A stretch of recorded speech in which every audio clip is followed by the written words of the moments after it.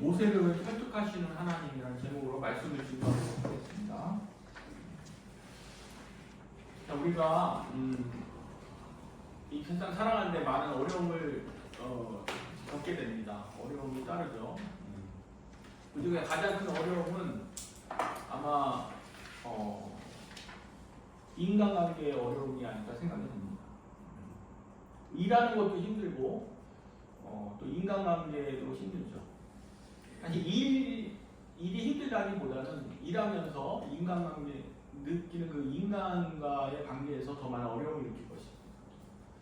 그래서 우리가 일하고 인간관계에서 어려움을 느끼게 되는데 우리가 어떻게 그 어려움들을 극복할 수 있을지 우리 말씀을 통해서 생각을 해보도록 하겠습니다. 이 출애굽기 3장에서 하나님이 모세를 부르시는 장면이 나오죠. 하나님께서 모세를 부르시면서 그에게 애굽으로 가서 이스라엘 백성들을 구원하라는 사명을 주십니다. 그래서 3장에서 이 소명을 받게 되는 것이죠. 4장으로 넘어와서 모세가 아주 의외의 장면을 연출하게 됩니다. 모세가 기꺼이 애굽으로 갈 것 같았지만 의외로 못 가겠다고 거부하고 있습니다. 4장을 보면은 이 하나님과 이 모세의 실랑이가 지금 기록이 되어 있습니다. 이 4장을 읽다 보면 좀 답답한 생각이 많이 들어요.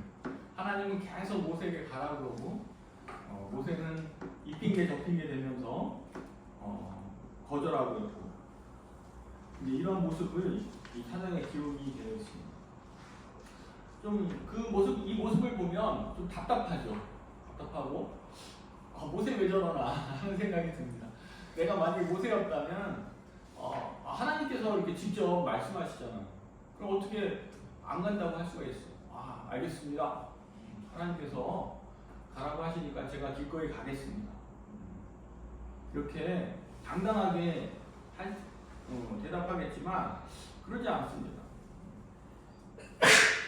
이 바보처럼 막 이 답답한 모습을 보여주고 있습니다. 그래서 좀 짜증도 나고 그래요. 왜 모세는 그렇게 하나님의 명령에 대해서 줄기차게 거부하고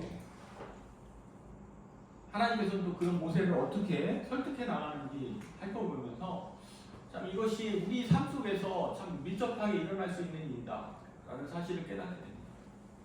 그 점에 대해서 살펴보도록 하겠습니다. 첫째로 이 모세가 애굽으로 가기를 거부하는 이유는 자기가 무시당하고 이 거부당할 것에 대한 이 두려움 때문인 걸 알 수 있습니다. 1절 한번 같이 보겠습니다. 1절 모세가 대답하여 이르되 그러나 그들이 나를 믿지 아니하며 내 말을 듣지 아니하고 이르기를 여호와께서 내게 나타나지 아니하셨다 하리이다. 이 말이 바로 이 모세가 무시당하고 거부당할 것이라는 것을 걱정하는 것이죠. 이 백성들한테 가긴 가는데 막상 가면 이 거부당할 거라는 것입니다. 누가 내 말을 믿어주겠냐는 거예요. 이 40년의 공백이 있지 않습니까? 백성들 앞에 이 40년 동안 나타나지 않다가 갑자기 나타나서 내가 하나님을 보았고 하나님이 너희들을 이끌어내라고 하신다. 그러면은 그 말을 흔쾌히 받아들이겠느냐는 것입니다. 걱정이죠. 내가 찾아갔는데 왜 왔어? 막 이렇게 하면은 뻘쭘하잖아요. 그런 것이 굉장히 이 모세에게 걱정이 되었던 것입니다. 근데 어떻게 보면 참 일리가 있는 걱정이에요. 누구나 다 그런 걱정을 할 것입니다. 오랜만에 찾아가면은 얘가 나를 혹시 무시하지 않을까, 배척하지 않을까 이런 걱정을 우리도 하게 되는 것입니다. 우리 처음 직장에 가면 그런 거 많이 느끼지 않습니까? 처음 직장 갈 때 굉장히 그런 걸 느끼죠. 내가 이 일 처음 하고 아무도 모르는 사람들하고 그 틈에서 일하게 되면 내가 혹시 일을 잘못하지 않을까 또 내가 잘하더라도 쟤네들이 나를 무시하면 어떡할까? 이런 걱정을 우리가 하지 않습니까? 그런 것이죠. 또 우리가 하나님 일을 하는데도 마찬가지죠. 하나님 일을 할 때 가장 걱정이 되는 게 뭐예요?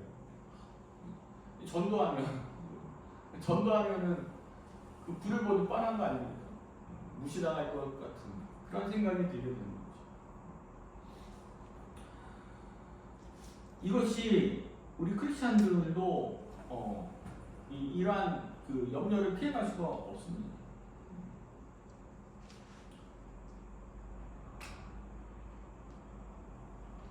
그러나 이것이 그 이상한 것이 아닙니다. 왜냐하면 예수님도 그 무시를 당하셨어요. 예수님도 무시를 당하시고 우리가 사실 그 이해하기 힘들죠. 근데 복음서에 보면 예수님이 무시당하고 배척당하는 모습들이 얼마나 많이 나옵니까? 예수님께서 그 이스라엘 전국을 이렇게 돌아다니면서 사역을 하시잖아요. 가는 곳마다 막 이 사람들이 반기고 예수님을 환영하지만 막상 그 고향으로 돌아오니까 고향에서는 또 예수님을 배척을 해요. 예수님이 성공한 것에 대해서 질투해가지고 예수님을 배척하는 모습을 볼 수가 있어요. 그래서 예수님을 막 죽이려고까지 하는 이러한 모습을 이 고향 사람들이 보이고 있습니다.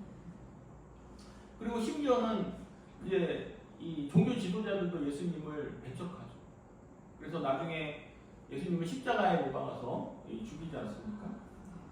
예수님이 이러한 모습을 보이셨는데 우리 크리스찬들도 마찬가지라는 것이죠. 우리 크리스찬들도 하나님의 일을 할 때 이러한 무시나 배척을 당할 수가 있다는 것이죠. 이게 이상한 게 아니에요. 당연히 그렇게 되어지는 것입니다. 예수님처럼 그런 운명에 동일한 운명을 우리가 가지고 있는 것입니다. 물론 아무것도 안 하고 그냥 조용히 신앙생활하면 아무 문제도 안 돼요. 가만히 쥐죽은 듯이 가만히 있어요. 아무 말도 안 하고 아무 일도 안 하고 그냥 교회만 다니고 그러면 뭐 무시당할 일도 없죠. 그러나 내가 좀 주님을 위해서 뭔가 해보겠다. 봉사도 좀 해보고 열심히 전도도 해보려고 합니다. 그렇게 별로 환영하지 않습니다.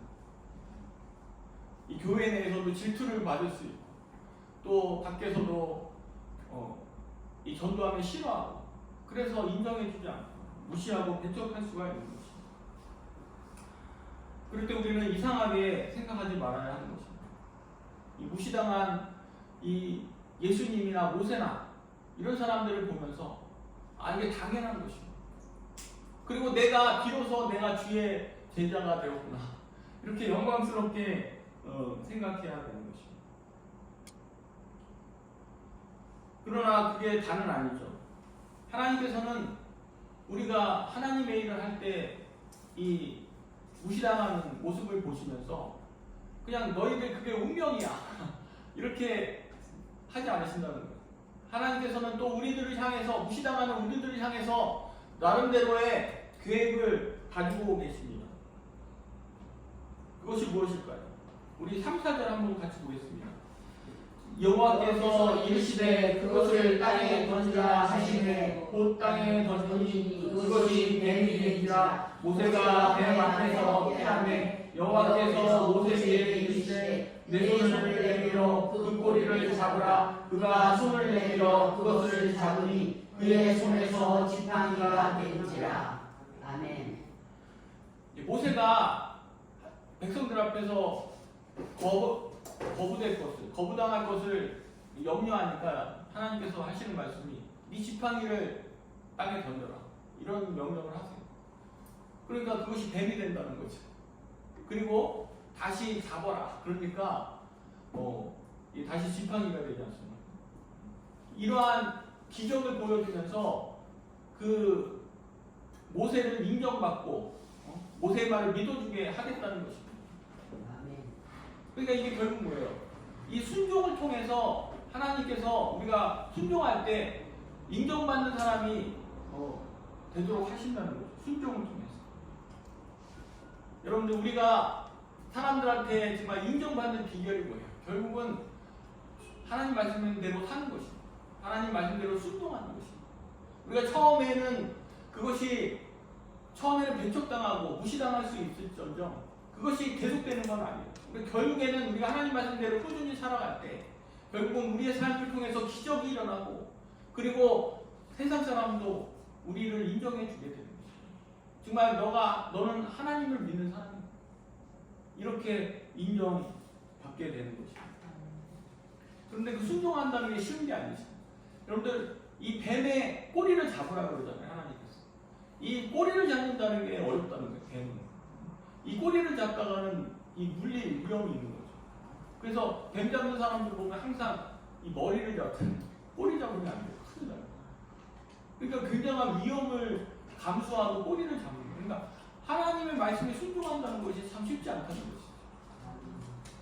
그러나 우리가 계속해서 어렵지만 하나님 말씀에 순종해 나갈 때 결국은 그 사람이 하나님의 사람이라는 것을 인정받게 되는 것입니다. 아멘. 여러분들 내가 인정받으려고 하면 안 돼요. 하나님 말씀에 순종하는 것이고 하나님 그 인정받게 되는 것입니다. 더욱더 내가 정말 인정받지 못할까봐 내가 무시당할까봐 배척당할까봐 두려우십니까? 그런 사람은 더욱더 하나님 말씀에 순종해 나가시기 바랍니다. 내 자신을 드러내고 나를 잘 보이려고 노력하는 게 아니에요. 그런다고 해서 사람들이 나를 인정해 주는 것이 아니에요. 그렇게 하면 역효과만 발생해요. 우리가 정말 비로소 인정받고 받아들여질 수 있는 이유가 무엇입니까? 저 사람은 하나님의 사람이다. 하나님 제대로 믿는 사람이다. 이 말을 들어야 되는 거 아니겠습니까? 그러려면 어떻게 돼요? 하나님 말씀대로 살아야 되는 거예요. 하나님 말씀대로 살기가 어렵지만 그래도 우리는 하나님 말씀대로 순종해 나가야 되는 것입니다.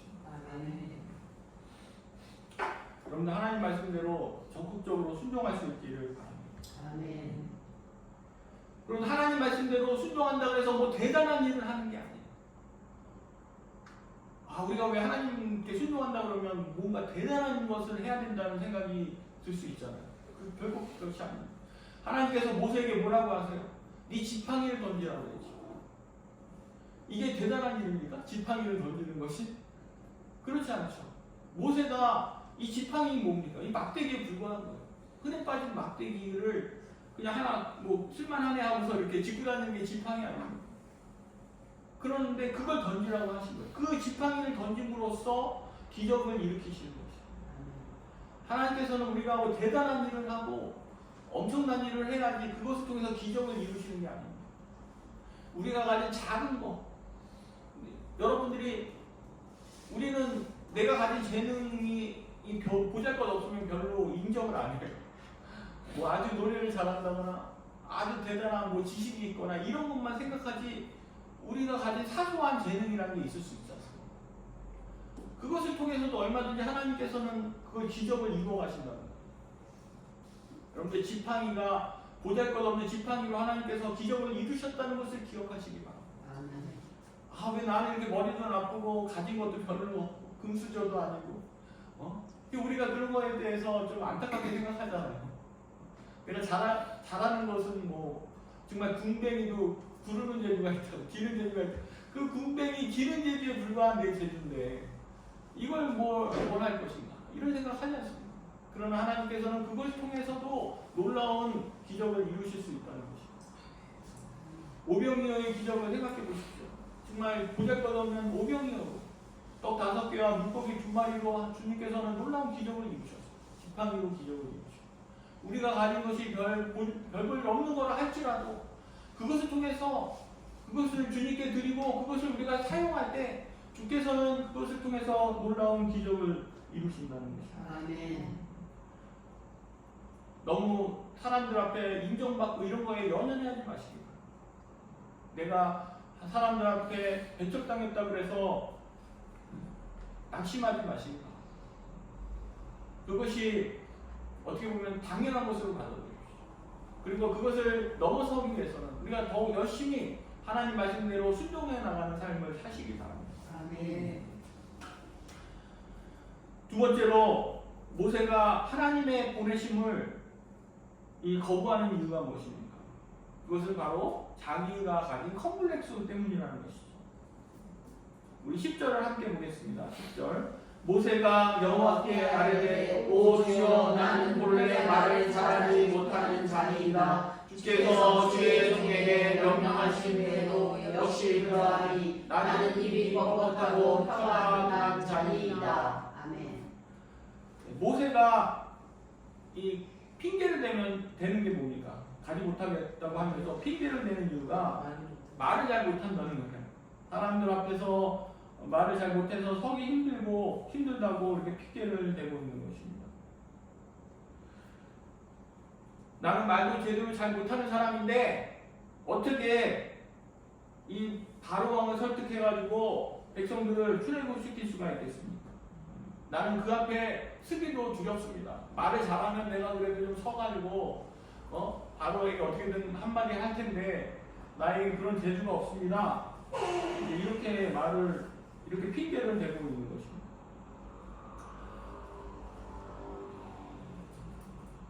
그런데 이게 참 이해가 되기 힘들어요. 이해하기가 힘든 말이에요. 왜냐하면 우리는 모세가 어떤 사람인 줄 알고 있습니까? 모세가 이 궁중에서 살았잖아요. 왕자였지 않습니까? 그래서 이 엘리트 교육을 받은 사람이에요. 그래서 말을 잘했어요. 원래는 말을 잘했습니다. 사도행전에 보면 이 모세에 대해서 이렇게 평가하고 있습니다. 모세가 애굽 사람의 모든 지혜를 배워 그의 말과 하는 일들이 능하더라. 이렇게 평가하고 있습니다. 그러니까 굉장히 말이나 지식에 있어서 출중한 능력을 가지고 있었어요.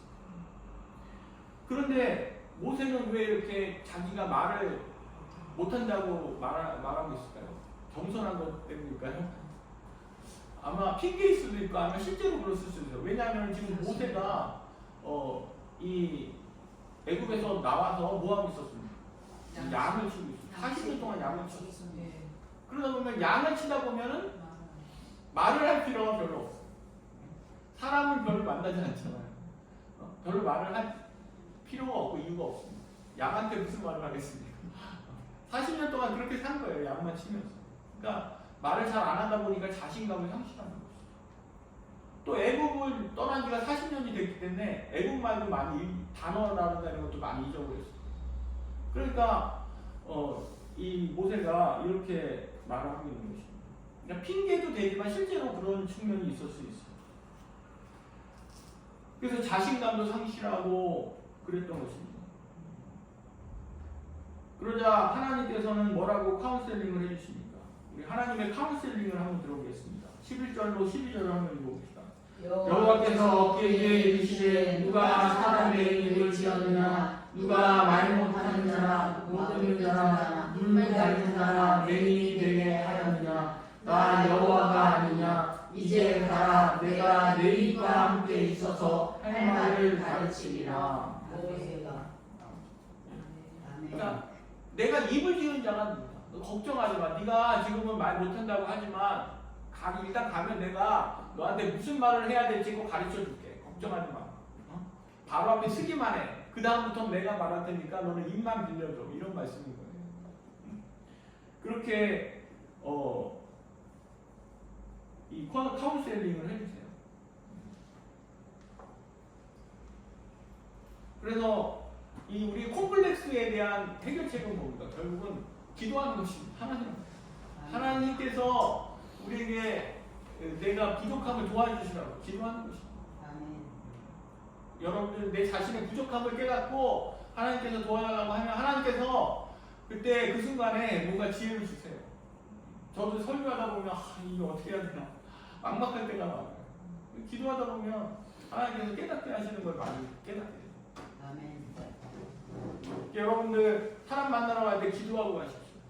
하나님 내가 그 사람들 앞에서 제대로 말할 수 있도록 전도도 하고 실수하지 않고 이 직장 같은 데 가보면 또 이렇게 회의도 많이 하잖아요.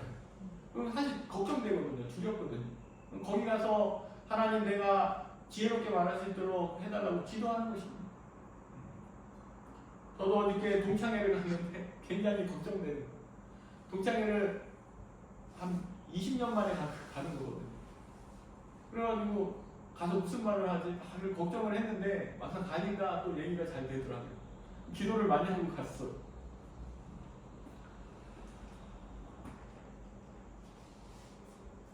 그래서 하나님께서 입을 지으신 하나님께서 또 우리에게 말도 주신다는 것이.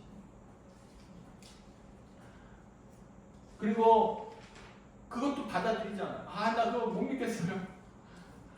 이 모세가 그럼요, 하나님께서 이 말하게 하신다면 제가 가야죠. 이게 아니라 그래도 안 되겠어요. 그러니까 하나님께서 뭐라 그러세요? 그 아론을 붙여주겠다고 하세요. 그래? 그러면 네가 그러면 네 대변인을 붙여주겠다. 너 가만히 있어. 너 옆에 서 있고 이 아론이 말하게끔 해줄 테니까 걱정하지 마라. 이렇게 또 설득을 하세요. 그래서 하나님께서 그 대안이 무엇입니까? 대안. 우리의 컴플렉스에 대한 대안이 뭐죠? 하나님의 대안은 바로 동역자를 붙여주시는 거죠. 아멘. 여러분들 우리 주위에 뒷사람들 많잖아요. 그 사람들이 다 누구입니까? 하나님이 여러분들에게 보내주시는 이 동역자들입니다. 우리가 부족하니까 우리가 여러 가지 능력도 부족하고 부족한 점을 많이 느끼잖아요. 여러분들 안 그렇습니까? 우리가 어떻게 다 잘할 수가 있어요? 아무리 자신 있는 사람도 뭐 능력 있는 사람도 내가 다 잘할 수는 없는 거죠. 그래서 다 인간은 콤플렉스를 느끼게 돼 있어요. 열등의식을 느끼고 부족함을 느끼게 돼 있어요. 거기에 대한 대안은 무엇입니까? 바로 이 동역자입니다. 하나님이 우리에게 우리의 부족함을 커버해 주시기 위해서 동역자를 보여주시죠. 그래서 이 동역을 잘하는 법을 배워야 돼요. 여러분들 콤플렉스를 극복하는 길이 뭐라고요? 바로 동역을 잘하는 거죠. 여러분들 우리가 뒤에 있는 사람이 왠지 나보다 잘났고 잘하면 기분이 어때요? 기분 안 좋죠? 질투심을 느껴요. 질투심. 왜 난 이 모양이니까. 그래서 그 사람이 싫어질 때도 있어요. 너무 뛰어난 사람이 옆에 있으면 질투심이 느껴져요. 그럴 필요 없어요. 그거 아닙니다. 하나님께서 그 하나님의 뜻을 우리가 잘못 받아들인 거예요. 하나님의 뜻은 무엇입니까? 우리에게 뛰어난 사람을 주신 것은 그 사람과 동역하는 그 가장 컴플렉스를 느껴가지고 잘못한 사람이 누구예요? 바로 사울이 다윗에 대해서 컴플렉스를 느끼잖아요. 하나님께서는 다윗을 통해서 사울을 도와주라고 이렇게 보내셨는데 사울은 오히려 다윗을 죽이려고 해요. 컴플렉스를 느껴. 그러다가 자기도 죽잖아요. 다윗 죽이려다가 결국 자기가 죽지 않습니다. 여러분들 하나님께서는 결국은 내가 망하는 거예요. 우리가 질투하고 시기하고 나보다 잘하는 사람들을 시기하고 질투한다면 결국은 그것이 내가 망하게 되는 것입니다. 하나님께서는 그런 사람들을 통해서 나를 도와주게 보내셨는데 내가 그것을 제대로 받지 못하는 것이죠. 여러분들 이 동역을 잘 하시기 바랍니다. 나보다 잘하는 사람들 시기 질투하지 말고 그 사람이 하나님이 나를 도와주라고 보내신 사람이구나 이렇게 하면서 잘 받아들이시고 그 사람과 어떻게 하면 동역을 잘할 것인가 그걸 연구해야 돼요. 그러면 우리가 정말 잘난 사람들보다 더 많은 일을 할 수가 있어요. 동역하는 법을 배우고 겸손하게 이 동역자들을 인정해주고 사랑해주고 도와준다면 우리가 더 큰 일을 할 수 있는 거 아니겠습니까? 정말 잘난 사람이 자기 혼자 일하는 것보다도 부족한 사람이 10사람이 일하는 것보다도 어떤 사람이 더 큰 일을 하겠어요? 그죠? 10사람이 힘을 합쳐서 하는 게 더 큰 일을 할 수가 있는 것이죠. 바울이 혼자 그렇게 훌륭한 많은 교회를 개척하고 위대한 복음 역사를 이룬 것이 결코 아닙니다. 바울서신 뒷부분에 가면은 그 많은 동역자들이 기록되어 있어요. 바울은 동역할 줄 아는 사람이었어요. 자기 혼자 막 능력 있게 역사한 게 아니에요. 항상 이 디모데나 또 오네시모 이런 여러 많은 사람들이 언급이 되고 있어요. 그런 사람들과 함께 동역을 했어요. 그래서 그렇게 놀랍게 큰 역사를 이뤘고 바울이 혼자 그 성경을 쓴 게 아니에요. 우리는 바울이 혼자 썼다고 생각하지만 바울이 성경을 쓰도록 도와준 사람들이 있어요. 바울이 눈이 나빠가지고 성경을 쓸 수가 없잖아요. 바울이 말하면 그것을 기록한 사람이 있고, 그리고 성경을 쓰면은 그걸 배달한 사람이 있고, 그렇게 많은 동역자들을 통해서 위대한 하나님의 복음 역사를 이루었던 것입니다. 바울은 콤플렉스가 굉장히 많은 사람이었어요. 건강도 안 좋고 뭐 이 다리도 안 좋고 많이 그렇고 그랬지만 하나님의 놀라운 역사를 이룰 수가 있었던 것입니다. 왜냐하면 동역자를 귀하게 여기고 동역했기 때문에 그런 것입니다. 여러분, 우리 하나님께서 우리가 동역하기를 바라십니다. 여러분, D.L. 무디라고 있어요. 이 미국의 위대한 부흥사인데, 이 D.L. 무디, 우리도 사실 빚진 자입니다. D.L. 무디한테 은혜 받은 사람들이 한국에도 왔다고 그래요. 구한말에 선교사. 이 D.L. 무디가 한번 설교하면 많은 사람들이 막 변화되고 막 선교사로 헌신하고 변해요.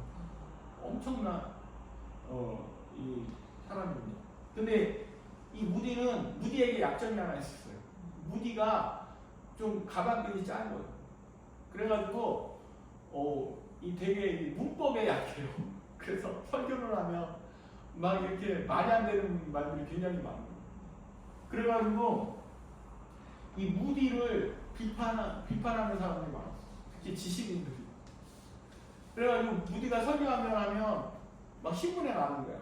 무디 설교가 왜 문제인가 하면서 문법이 하나도 안 맞고 막 이렇게 신문에서 비판할 정도로 그렇게 이 문제가 있었어요. 말주변이 좀 부족했죠. 그러나 그는 정말 기도하고 하나님 말씀을 이렇게 전함으로 비록 그 문법에는 안 맞았으나 엄청난 붕의 역사를 무디가 이뤘어요. 그리고 무디는 참 동역을 잘했는데 이 무디의 동역자로 유명한 사람이 누구냐면 생키라는 사람이 있었어요. 이 생키가 어떤 사람이냐면 생키는 찬양 사역자예요. 무디가 막 이렇게 설교하려고 이제 설교하기 전에 이 생키가 올라옵니다. 생키가 올라와서 찬양을 해요. 그럼 이 다 녹아버리는 거예요. 청중들이 이 찬양에 감동해가지고 그때 이미 은혜를 다 받아. 우리 은혜로운 찬양 들으면 벌써 마음이 열리지 않습니까? 그래서 생키가 한번 쫙 흩트는 거예요. 그러면은 이 청중들이 마음을 열어가지고 이제 마음밭이 이미 갈아버려요. 마음밭이 갈아. 생키.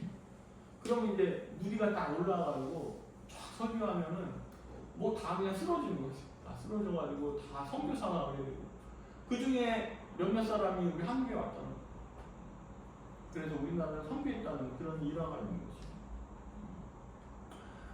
이렇게 위대한 이 사역자들을 보면은 항상 동역을 잘한 것을 볼 수 있어요. 여러분 독불장군처럼 하시면 안 돼요. 하나님께서 보내주시는 동역자들과 잘 동역하시기 바랍니다. 아멘. 아무리 훌륭한 사람도 동역할 줄 모른다면 정말 그 열매가 반감되게 될 것입니다. 모세도 이 아론의 동역함으로써 그렇게 그 백성들을 잘 리드할 수가 있었어요.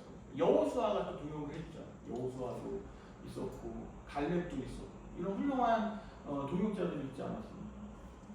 여러분도 살아가면서 이런 동역자를 얻으시기 바랍니다. 아멘.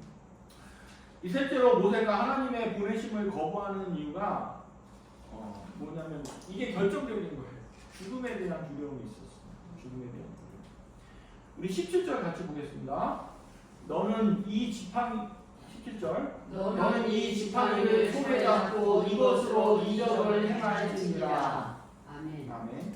근데 이게 뭐냐? 근데 하나님께서 모세에게 너 이 지팡이 가지고 가면 돼 이렇게 하는데 모세가 답이 없어요. 18절에 보면은 네 알겠습니다 하나님, 내가 이 지팡이 가지고 가서 이 바로한테 한마디 하겠습니다 이렇게 하는 게 아니고 18절에 보면 전혀 이상한 말이 나와요. 18절 우리 같이 읽어볼까요? 모세가 그의 장인 이드로에게로 돌아가서 그에게 이르되 내가 애굽에 있는 내 형제들에게로 돌아가서 그들이 아직 살아있는지 알아보려 하오니 나로 가게 하소서. 이드로가 모세에게 평안이라 하니라. 아멘. 예, 그 17절에 가라 그러니까 어디로 갔어요? 자기 집으로 가가지고 장인을 만난 거예요. 장인.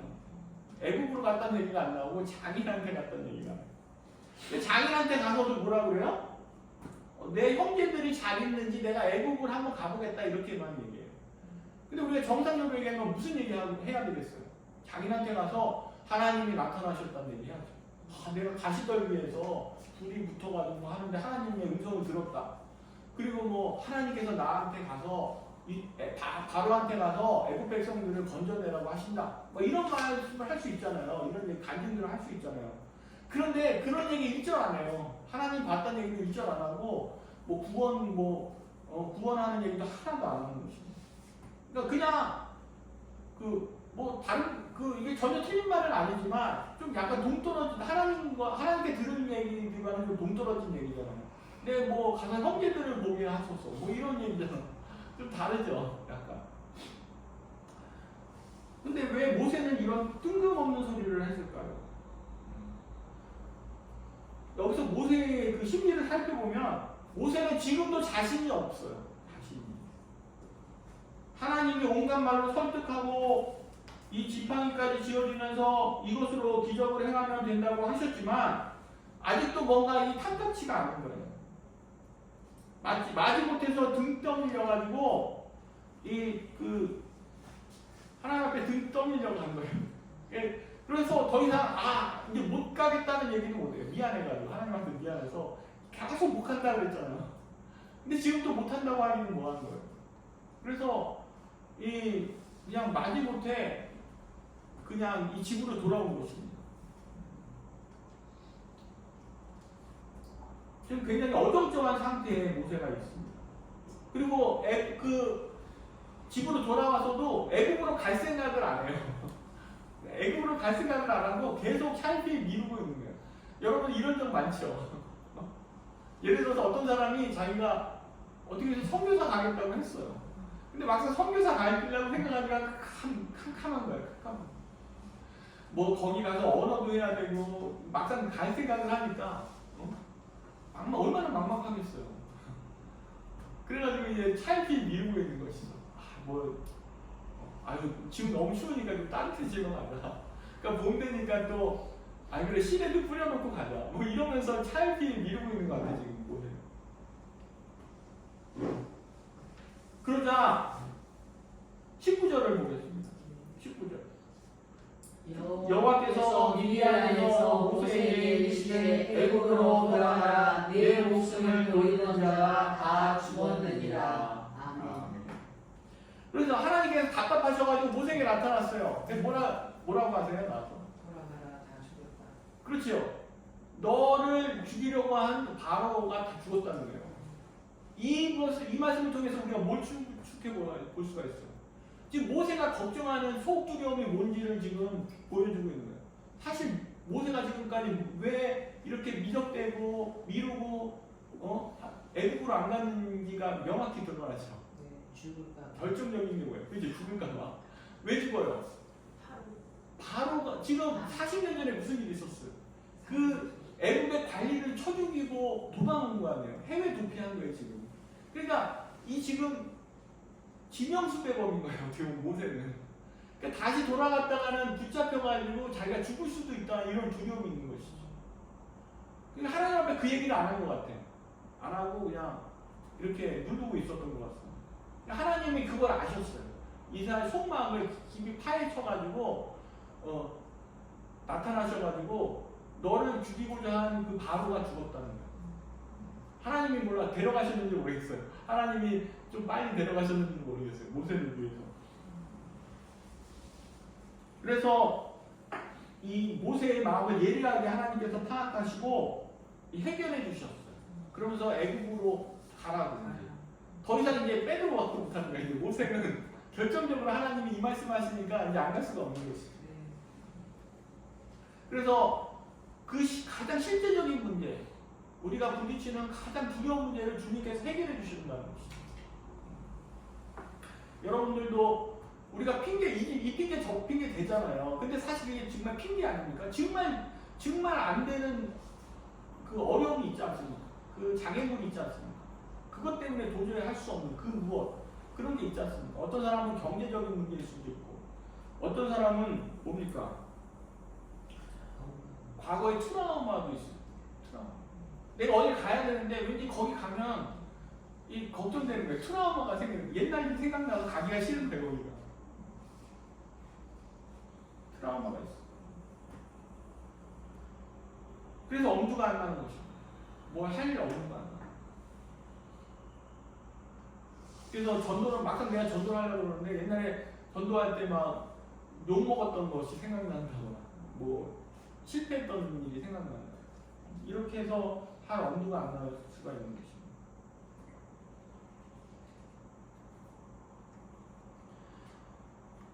그렇다고 해서 그 때문에 하나님과의 약속을 저버릴 수도 없고 이러지도 못하고 저러지도 못하는 그런 난처한 상황에 우리가 처할 수가 있습니다. 그런데 하나님께서는 그 문제를 친히 해결해 주십니다. 하나님께서 친히 해결해 주시는 경우가 있어요. 정말 내 힘으로 어쩔 수 없어가지고 내가 기도도 안 하고 뭐 안 하지만 하나님께서 아시고 그 친히 해결해 주실 수 있는 그런 문제가 있습니다. 그러한 장애물 그런 장애물을 제거해 주셔서 내가 순종할 수 있도록 하나님께서는 도와주시는 것이죠. 하나님께서는 우리 너무나 잘 아세요. 우리를 너무 잘 아세요. 우리의 필요도 잘 아시고 우리가 가진 트라우마나 단점, 문제점들을 속속들이 알고 계십니다. 그래서 우리는 여러 가지 핑계를 대며 거부할 때가 있지만 하나님께서는 얘기하기 꿰뚫어 보시고 그 문제를 정확하게 해결해 주시는 하나님이신 것입니다. 그래서 우리는 하나님을 믿고 합니다. 하나님을 믿고 살다 보면 그러한 문제를 해결해 주시는 것을 체험하게 되는 것입니다. 아멘. 전능하신 하나님을 믿고 도전하시기 바랍니다. 아멘. 마가복음 11장 23절을 한번 같이 보겠습니다. 11장 23절 내가 진실로 너에게 이르노니 누구든지 산으로 들려 바다에 던져지라 하며 그 말하는 것이 이루어질 줄 믿고 마음에 의심하지 아니하면 그대로 되리라. 아멘. 이 산 같은 이 산을 우리가 어떻게 하겠어요? 이거? 산을 뭐 삽을 떠가지고 옮기겠어요? 우리는 이 산 때문에 옴짝달싹하지 못할 때가 있어요. 그래서 그 산을 제거해 주신다. 아멘. 나는 아무 수고 안 하고 내가 아무 노력도 안 했는데 그 어느 날 일어나 보니까 그 산이 제거되어 있었어요. 그럴 때가 있어요. 그 하나님이 하신 것이죠. 아멘. 우연이 된 게 아니라 우리가 앞으로 나가도록 하는 그 하나님의 배려인 것이죠. 옛날에 어떤 목사님이 간증하셨던 것이 기억이 나는데 그 목사님한테 두 사람의 양이 찾아왔대요. 근데 그 두 사람의 양이 똑같은 문제 때문에 자기를 찾아와서 상담을 했대요. 그 똑같은 문제가 뭐냐면 자기 상사 때문에 괴롭다는 거예요. 상사가 자기를 목사님으로 가지고 똑같은 문제예요. 그래가지고 얼마나 괴롭겠어요. 직장 생활하는데 상사가 괴롭히면 그건 정말 그래서 막 자살하는 사람도 많잖아요. 상사들 때문에. 그게 보통 문제가 아니거든요. 얼마나 큰일입니까? 상사가 자기를 힘들게 하면 그 직장을 그만둬야 되느냐 말아야 되느냐 그런 문제가 생기는 거잖아요. 그러니까 그런 큰 문제를 가지고 이제 그 목사님과 상담을 한 거예요. 그래가지고 이제 이런저런 상담을 해주고 기도해주고 보냈대. 그래서 나중에 이제 들려온 얘기에 의하면 하나는 상사랑 잘 얘기를 해가지고 풀었대요. 상관님 왜 나한테 이러십니까? 뭐 부장님 그러면서 뭐 좋은 말로 해서 잘 오해도 풀고 그 관계도 좋게 했다는 것입니다. 그런데 또 한 사람은 어떻게 되냐면 그 상사가 딴 데로 갔대요. 고만뒀든가 딴 데로 갔다는 거예요. 그렇게 해서 그 문제가 해결됐잖아요. 그래서 하나님께서 그 산 같은 그 문제를 그 장애물들을 하나님께서 친히 제거해 주시고 그 사람을 뭐 딴 데로 옮기도록 힘을 쓴 건 아니잖아요. 하나님께서 그렇게 옮겨주셨다고 볼 수가 있는 것이죠. 네, 여러분들한테 그러한 이 산과 같은 문제가 무엇이 있습니까? 바로같이 바로를 어떻게 하겠어요 모세가. 그리고 뭐 암살할 수 있는 것도 아니고 바로 입장에서는 할 수 있는 일이 아무것도 없어. 하나님만이 하실 수 있는 거예요. 그럴 때는 하나님이 해결해 주신다는 거예요. 그런 게. 아멘. 여러분 인생을 가로막는 그 산과 같은 문제가 반드시 누구나 있지 않습니까? 네. 하나님께서 그 문제를 우리가 하나님 믿고 살면 하나님께서 반드시 해결해 주시는 것을 여러분들이 경험하게 되는 것입니다. 아멘. 얼마나 좋으신 하나님입니까? 하나님 우리를 너무나 사랑하셔서 우리의 기도를 들으시고 우리가 어찌할 수 없는 우리 힘으로 어찌할 수 없는 그것은 하나님께서 친히 그 하나님의 전능한 능력으로 해결해 주시는 것입니다. 아멘. 이런 하나님을 경험하는 여러분 되시기 바랍니다. 아멘. 오늘 말씀을 통해서 모세의 고집이 잘 드러나면서 이 보고 있는 우리들은 이 짜증이 나기도 하지만 한편으로는 뭐가 느껴집니까? 그런 모세를 내치지 않으시고 계속 품으시면서 설득해 나가시는 하나님의 이 사랑하는 모습, 이 참으로 이 느껴집니다. 얼마나 대단하고 존경스럽죠. 여기서 우리는 모세만 보면 안 돼요. 이 모세 짜증나게 하네 이렇게 모세에만 초점을 맞추지 마시고 그런 모세를 어르고 달래는 하나님 왜 저러실까? 우리가 참 이해가 안 되잖아. 어떻게. 하나님 뭐가 아쉬워서 저러시나 이런 생각 들지 않습니까? 근데 참 그런 하나님 정말 아무리 부족한 사람도 내치지 않으시고 어떻게든 이 사람을 잘 어르고 달래서 데리고 가려고 하시는 하나님의 이 섬세한 손길 이것을 우리가 읽을 수 있어야 되는 것입니다. 아멘. 이 모세의 모습은 곧 우리의 모습인 거예요. 이 핑계 저 핑계 대고 막 뺀질거리고 거부하고 거절하고 그래가지고 우리가 뭐 자녀들이나 우리 주변에 있는 사람들 보면 짜증날 때가 많잖아요. 그러나 우리도 어떻게 해야 됩니까? 우리도 하나님처럼 그런 인내하면서 어떻게든 그 사람을 설득해서 데리고 가고자 함께 가고자 하는 이러한 자세를 우리가 하나님을 통해서 배워야 됩니다. 아멘. 하나님께서 나를 여태까지 이렇게 하셨어요. 우리는 잘 못 느끼잖아요. 그죠? 하나님께서 나한테 어떻게 하셨는지 잘 못 느끼죠. 모세한테 하신 것처럼 이렇게 우리한테 하신 거예요. 모세가 바로 우리 그 모습이었고 우리가 지금 여기에 있는 것은 바로 하나님의 그러한 이 설득하는 것 어떻게든 어려고 달래고 설득하는 하나님의 그 사랑이 우리가 지금 여기에 있게 하신 거예요. 그런 하나님의 사랑을 깨달으시기 바라고 또 우리도 이 모세같이 이 핑계 저핑계 요리 뺀지 저리 뺀지 되는 사람들 어떻게 해야 되겠어요? 어떻게든 잘 어려고 달래고 설득해서 데리고 함께 가야 되는 거죠. 그러한 이러한 사랑을 우리 주님으로부터 우리가 배우고 우리 삶 속에서 인간관계에서 많이 실천하는 여러분 되시기를 주님의 이름으로 축원합니다. 아멘. 네, 출애굽기 4장 13절로 15절을 읽고 말씀을 마치겠습니다. 모세가 이르되 오히려 불행한 자를 보내소서 여호와께서 모세를 향하여 노하여 이르시되 내 사람 내 형 아론이 있지 않느냐 그가 말 잘하는 것을 내가 아노라 그가 너를 만나러 나오라니 그가 너를 볼 때 그의 마음에 기쁨이 있을 것이라 너는 그에게 말하고 그의 입에 할 말을 주라 내가 네 입과 그의 입에 함께 있어서 너희들이 행할 일을 가르치리라. 아멘. 기도하겠습니다. 하나님 아버지 참 모세가 연약해서 참 핑계대고 이 핑계 저 핑계로 하나님 말씀을 거부하고 참 순종하지 않는 모습을 보게 됩니다.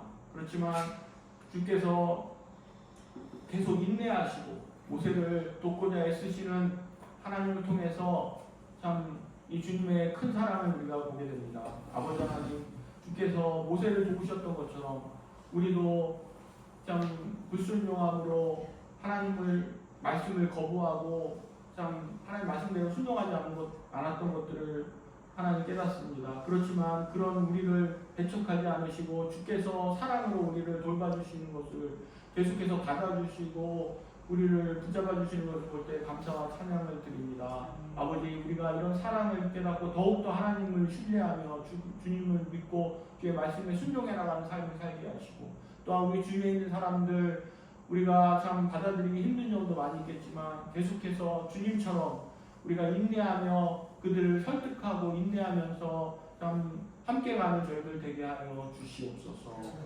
예수 그리스도 이름으로 기도하옵나이다.